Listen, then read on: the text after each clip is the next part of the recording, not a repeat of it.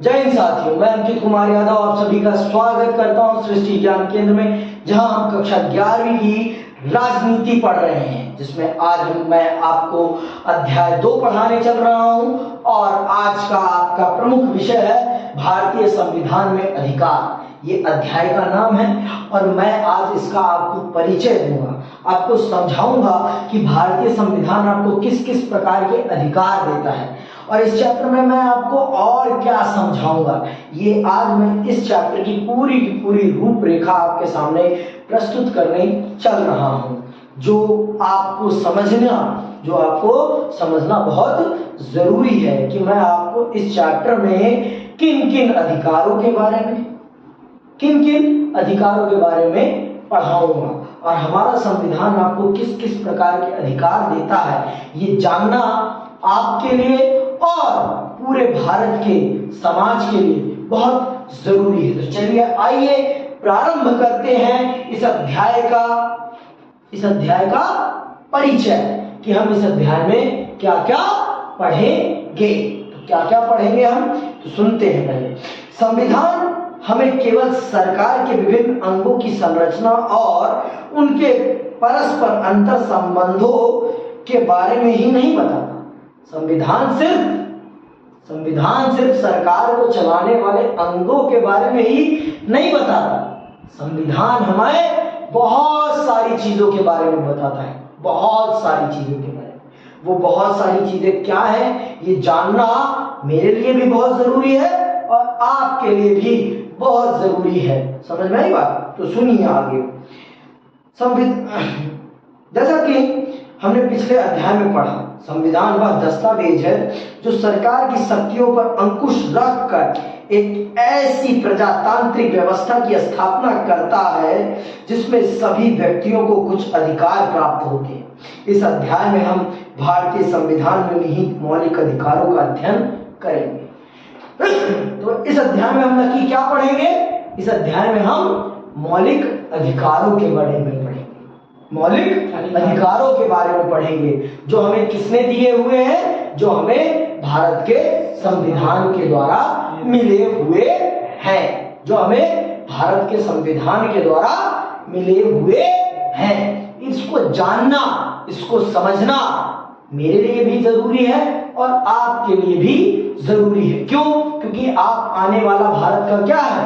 आप आने वाला भारत का भविष्य है और भविष्य को अपने अधिकारों के बारे में, अपने राइट्स के बारे में पता होना बहुत जरूरी है। उनका देश किस प्रकार से चलता है ये जानना उनके लिए बहुत जरूरी है। समझ में आई बात? सिर्फ आप ऊपरी तौर से मत समझिए, अंदरूनी तौर से समझिए। जब आप चीजों को अंदरूनी तौर पर समझेंगे ना, तब आप उसकी बारीकियों को जान पाएंगे, और जब आप उसकी बारीकियों को जान पाएंगे ना, तब आपको उस पर आने वाले प्रश्नों की चिंता करने की कोई जरूरत नहीं पड़ेगी। समझ में आई बात? आप किसी चीज को गहराई से जान लेंगे, समझ लेंगे, तो उस पर कैसा भी प्रश्न आ जाए, आप उस प्रश्न का उत्तर देने के लिए सक्षम हो जाएंगे। क्या हो जाएंगे? केपेबल। समझ में आई बात? केपेबल हो जाएंगे। मैं आपको केपेबल बनाऊंगा हर प्रश्न का उत्तर देने के लिए। तो इस चैप्टर में हम क्या पढ़ रहे हैं? इस चैप्टर में हम भारत के संविधान के द्वारा दिए गए मौलिक अधिकारों को पढ़ रहे हैं। उन मौलिक अधिकारों को पढ़ रहे हैं जो मौलिक अधिकार हमें सरकार पर भी सवाल करने का अधिकार देता है। उन मौलिक अधिकार, वो अधिकार है हमारे मौलिक अधिकार जिनके माध्यम से हम सरकारों को भी गिराने की शक्ति रखते हैं। वो मौलिक अधिकार हम चल रहे हैं पढ़ने, जिनके माध्यम से हम पूरे भारत में बिना किसी रोक टोक के भ्रमण कर सकते हैं, बिना किसी रोक टोक से कहीं भी रह सकते हैं। समझ में आई बात? हम उन मौलिक अधिकारों के बारे में चल रहे हैं पढ़ने। ये मौलिक अधिकार सिर्फ कहने के लिए मौलिक अधिकार नहीं है, ये आपके जीवन को मौलिक बनाते हैं, आपके जीवन को यथार्थ मनुष्यवादी जीवन बनाते हैं। इन्हीं संवैधानिक अधिकारों ने ही इंसान को इंसान बनाया है। नहीं तो अगर आपको अंग्रेजी काल का पता चल जाए, अगर आप अंग्रेजी काल को समझ लें, उस समय हिंदुस्तानियों को इंसान नहीं समझा जाता था, उस समय हिंदुस्तानियों को जानवर समझा जाता था। जानवर से भी बदतर बर्ताव हमारे साथ किया जाता था, हमारे साथ जानवर से भी बदतर बर्ताव किया जाता था।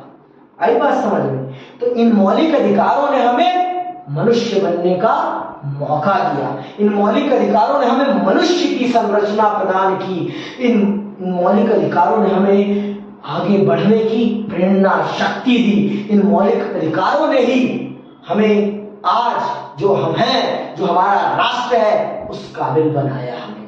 समझ में आई बात? आगे सुनो।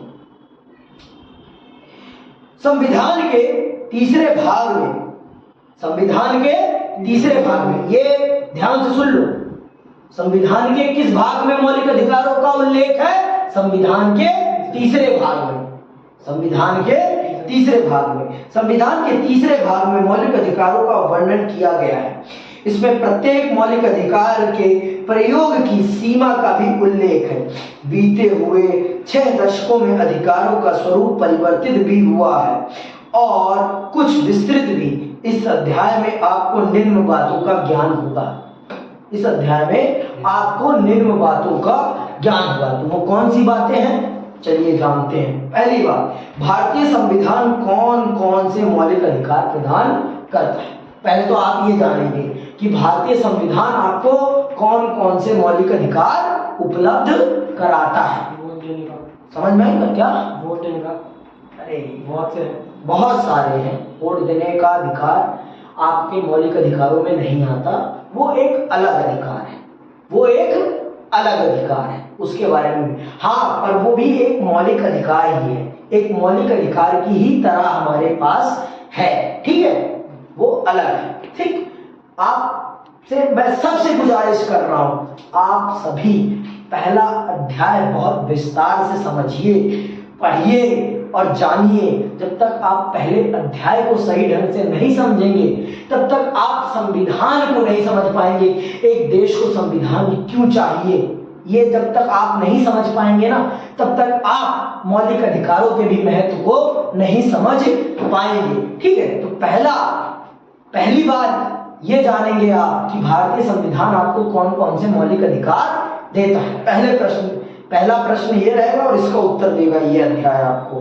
दूसरा, उन अधिकारों को कैसे सुरक्षित किया जाता है। फिर आपको ये बताया जाएगा कि जो अधिकार आपको दिए गए हैं, उन अधिकारों को संविधान किस प्रकार से प्रोटेक्ट करता है, किस प्रकार से प्रोटेक्ट करता है। फिर आपको बताया जाएगा उन अधिकारों की व्याख्या व सुरक्षा करने में न्यायपालिका की क्या भूमिका रही है। और फिर ये बताया जाएगा, आपको ये समझाया जाएगा कि आपके अधिकारों की सुरक्षा करने में न्यायपालिका की क्या भूमिका रही है। और फिर आपको समझाएगा मौलिक अधिकारों तथा राज्य के नीति निर्देशक तत्वों में क्या अंतर है। फिर मैं आपको बताऊंगा मौलिक अधिकारों में और राज्य के नीति निर्देशक तत्वों में क्या अंतर होता है। ठीक है, तो ये आपके इस अध्याय की विषय वस्तु होगी। इन्हीं चीजों के बारे में आप इस अध्याय में विस्तार से पढ़ेंगे। तो मैं आप सबसे गुजारिश करता हूं कि आप सब पहले प्रथम अध्याय को विस्तार पूर्वक समझें, जानें, जिससे कि आप समझ पाएंगे कि इस अध्याय में क्या कहा जा रहा है, इस अध्याय में क्या कहा जा रहा है। समझ रहे हो ना कि जब तक आप प्रथम अध्याय को विस्तार पूर्वक नहीं पढ़ोगे, तब तक आप दूसरे अध्याय को सही ढंग से नहीं समझ पाओगे। और इसको समझ लोगे ना, इस अध्याय को, तो आपको पता चल जाएगा कि संविधान क्या चीज है और उसमें आपको कितनी ताकत दे रखी है, आपको कितनी ताकत दे रखी है और आप उस ताकत का प्रयोग करके कहां से कहां जा सकते हो, कहां से कहां जा सकते हो। तो आज के लिए बस इतना ही। जय हिंद, जय भारत।